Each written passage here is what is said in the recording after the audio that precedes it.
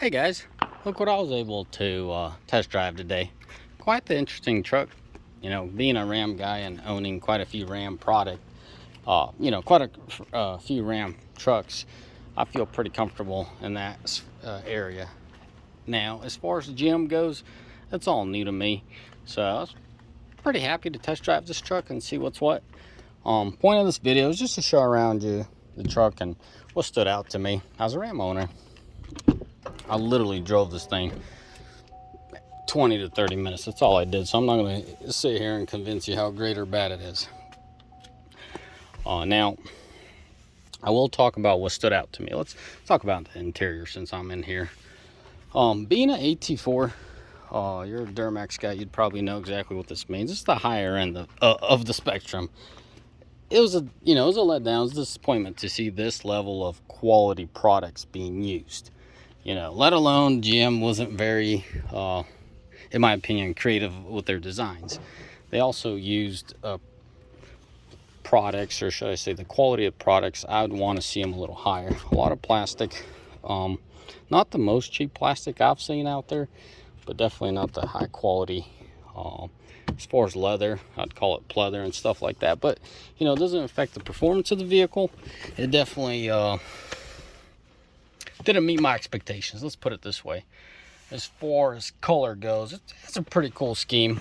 They have these carbon inserts and then they have a little bit of brown, so definitely cool, definitely unique, and definitely stylish in its own ways. Given the fact that it's a AT4, it has that off-road feel to it, a little bit of accent, and it definitely helps out the interior quite a bit. So in no way, shape, or form do I see this cheaper plastic affecting the performance of the doors, but given it's a $80,000-$90,000 truck, you'd want more higher end product in here and quality. But nevertheless, cool little floor mats. I don't know if these are OEM like from the factory, but they're definitely built for this cab.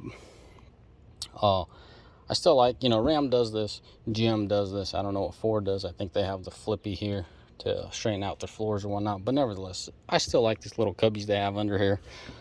As far as GM building these cubbies in here, every manufacturer not recommends, publishes and shows off their little creativeness, but how functional is it really? Well, I'll tell you what he did. He put in the ball lock in here. These are functional. That's cool. You can flip them down and whatnot. I don't know how much functionality you can get out of them, but hey, you got something there. So Jim was thinking about functionality and practicality. Also, the floor is straight, and I like that all the manufacturers are going to that nice flat floor there. Now, as far as the underfloor space, I'm not seeing anything. I think that's it's only a Ram thing if I'm not mistaken. So there you have it. If you know your GMC, you'll know the AT4 is right under the Denali, if I'm not mistaken. Keep in mind, I'm a Ram guy comparing to GM products, so don't expect too much knowledge in the GM world out of me here. Just here to share with you. Let me try to pop the hood for y'all. Ooh, well, it just needs a harder tug on it. Let me show you and prove the fact that it's a brand new rig. He literally just got it. Let's see when it was manufactured. I don't really want to show off his VIN number, but I'm not seeing it here. Oh, right here. There you have it. 05 of 21, so it's a 21 for you guys out there debating if it's a 21 or not. It's definitely a 21. It's a brand new unit. It's really cool in its own way. There's things that stood out to me as a positive. There's things that stood out to me as a negative. So I'd like to share those as well. Whatever Duramax did, it seems like they really cleaned up the engine bay, which is nice. Seems like it. Maybe I was just staring at a 6.7 Power Stroke for too long. Nevertheless, it's pretty unique in its own ways. I'm surprised to still see 1540 as the weight recommended for an engine, because Ram and Ford went to the 1030 540 kind of combo. But yeah, as far as ride quality, this is a much softer ride. Even though this vehicle and that vehicle are both 3500s, the front end is a whole different animal on this Duramax versus the the Cummins. The Cummins still rides like a truck. Yeah, I got the Thorn springs in there and whatnot, but it still doesn't compete with this front end. Definitely soft and blow. I need to talk about my suspension setup. David, I'm doing a video, dude. So yeah, I don't know how much are you curious to see under here, but here you go. I thought it was cool that they put a little safety strap there. So yeah, nothing crazy, nothing that would disappoint or say it's built like a tank, but it's definitely done right. I like to see those more leaf springs and softer leaf springs, so definitely equates to a softer ride. Now, as far as the performance, it's toasty out here. Let's get this truck rolling. I think it's like 95 or 100 out here. Yeah, I'm out here doing videos for you guys in really hot weather. Okay. Oh, let's talk about quality of the power bands. It doesn't mind pulling along at 11, 12, 1300, but as soon as you want some power out of it, it definitely downshifts. Guys, my camera's overheating. Let me put you on pause real quick. Anyways, back to what I was saying. It'll cruise along at about 11, 1200, and it's fine. It has a little bit of pull, but it doesn't have the lock and load attitude like the Ram does. You see a little hill, or you'd like to slowly accelerate, and I'm not saying grandpa slowly. I'm saying in a decent pace, but on the slower side, it'll downshift, where Ram will just lock and load, meaning it'll boost the turbo and off you go. So, depending who you are, this is a much snappier truck. This is a much quicker truck. But, your gauge is going to be always up there.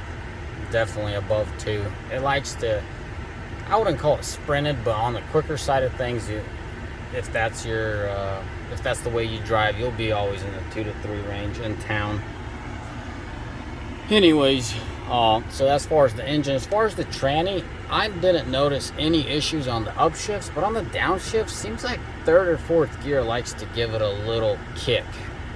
It wasn't like anything noticeable, brutally noticeable, but it's definitely something I noticed. And keep in mind, I'm a nitpicking kind of guy. I nitpick at everything.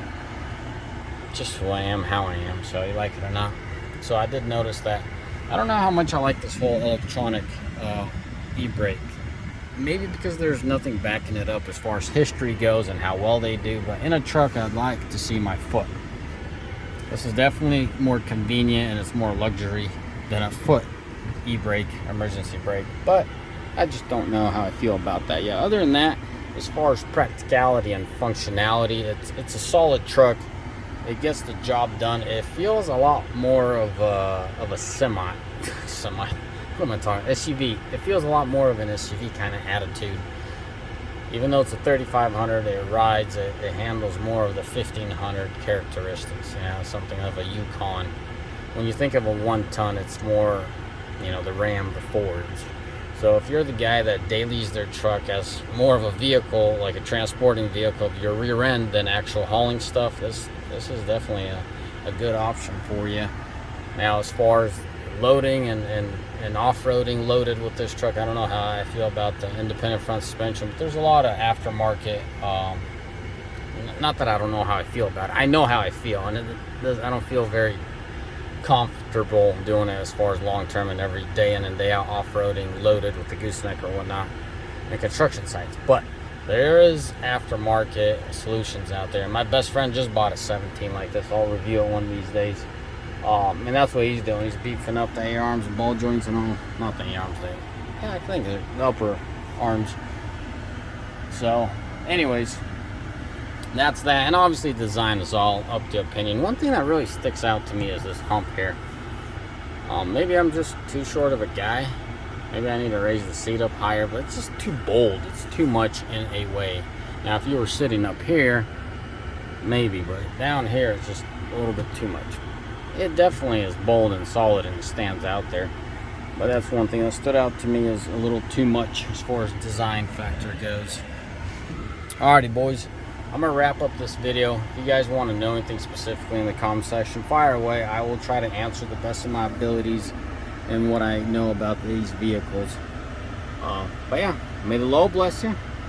in May. Y'all have a mighty fine day, and yeah, if you're still watching, one thing I didn't mention is exhaust brake. If you're towing, it kicks in and it does good. It's not as good as the Cummins, but it does solid. But if you're empty and you're like me, you like to run your exhaust brake, it's pretty much non-existent. So keep that in mind. Other than that, I think that's it, guys. God bless you all, and till the next time, next video. God bless. Bye.